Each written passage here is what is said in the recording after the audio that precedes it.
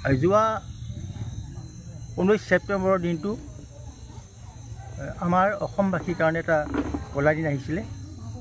তাতে আমি শুনিবলৈ পাইছিলোঁ দিয়লি প্ৰায় 3 বজাত আমাৰ হিয়াৰ মঠু জুবিন গাৰ্গৰ মৃত্যু হৈছিল। বিশেষ কাৰণত আমি সেইটো ক'ব নিবিচাৰোঁ, যে নহওক আমি মৃত্যু হৈছে বুলিয়ে ক'ব লাগিব। আমি যোৱা 22 তাৰিখৰ দিনাখন আমাৰ স্থানীয় লোকসকলৰ উপস্থিতিত হিন্দু আৰু মুছলমান সকলোৱে মিলি একগোট হৈ আমি এটা বন্তি প্ৰজ্বলনৰ কাৰ্যসূচী লৈছিলোঁ। আৰু সেই কাৰ্যসূচীতে আমি এই আজিৰ দিনটোত যিটো আমি সৰ্বধৰ্মীয় প্ৰাৰ্থনা সভা অনুষ্ঠিত কৰিছোঁ, আমি সেইদিনাখনেই সিদ্ধান্ত লৈছিলোঁ যে আমি এটা সকলোৱে মিলি, হিন্দু হওক, মুছলমান হওক, বঙালী হওক, খ্ৰীষ্টান হওক, সকলোৱে মিলি আমি এটা অনুষ্ঠান অনুষ্ঠিত কৰিম। আজি তেখেতৰ 13 দিন, অৰ্থাৎ 13 দিনীয়া এটা শ্ৰাদ্ধ পাতিছে। আৰু আমি সকলোৱে হিন্দু মুছলমান সকলোৱে লগ লাগি পেলাই আমি সেই শ্ৰাদ্ধটো এটা আনুষ্ঠানিক অনুষ্ঠান হিচাপে পাতি আমি তেখেতৰ আত্মাৰ সদ্গতিৰ কাৰণে এটা দোৱা আৰু প্ৰাৰ্থনা আমি কৰিছোঁ।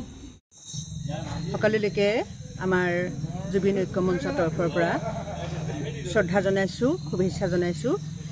আমি সমগ্ৰ অসমীয়া জাতিৰ লগতে আমাৰ এই বৃহত্তৰ মৰিনামদাং আৰু টিঙিৰিপাম অভয়পুৰীয়া এই গোটেইখিনিয়ে আমি জুবিন গাৰ্গৰ অকাল মৃত্যুত শোকবিহ্বল হৈ পৰিছিলোঁ।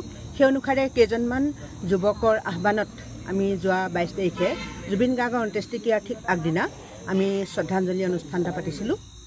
সেই অনুষ্ঠানটোত আমি অভিভূত হৈছিলোঁ। মাত্ৰ 3জন ডেকা ল'ৰাই খবৰ দিয়াৰ পাছত এনেকুৱা এটা দীঘল লানি মম লৈ শোভাযাত্ৰা হৈছিলে।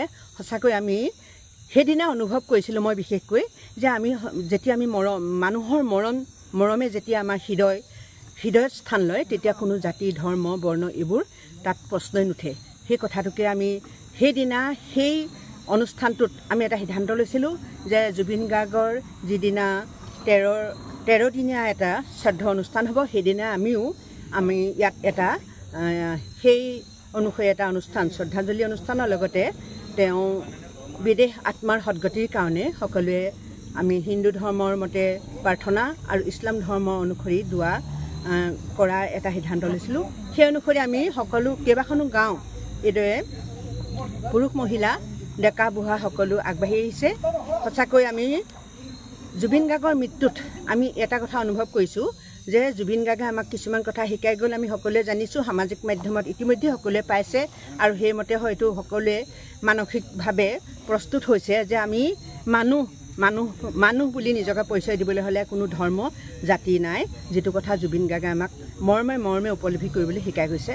লগতে আমি আজি এই মঞ্চতে জুবিন গাৰ্গৰ প্ৰকৃত ন্যায়, যাতে কোনো ৰাজনৈতিক ভেকু ভাওনা নহৈ প্ৰকৃত ন্যায় পাব পাৰি, তাকো আমি এই জুবিন গাৰ্গৰ যি আমাৰ ঐক্য মঞ্চ আছে, সেই ঐক্য মঞ্চৰ তৰফৰ পৰা সজোৰে দাবী জনাইছোঁ।